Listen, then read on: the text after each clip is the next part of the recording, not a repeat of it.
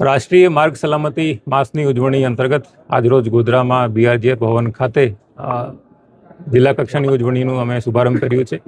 આ માસ દરમિયાન વિવિધ કાર્યક્રમોથી આઈસીના માધ્યમથી આરટીઓ કચેરી અને ટ્રાફિક બ્રાન્ચ દ્વારા રોડ સેફટીના જે વિષય છે એના ઉપર જાગૃતિ કરવામાં આવશે.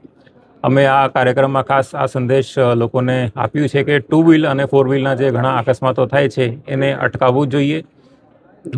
રોડની એન્જિનિયરિંગની બાબત હોય કે જે લોકો વધારે સ્પીડમાં ગાડી ચલાવે છે કે જે લોકોને દંડ કરવાની આરટીઓ કચેરી દ્વારા કે ટ્રાફિક બ્રાન્ચ દ્વારાની બાબતો હોય, બધી બાબતો ઉપર આ કાર્યક્રમમાં ચર્ચા કરી છે.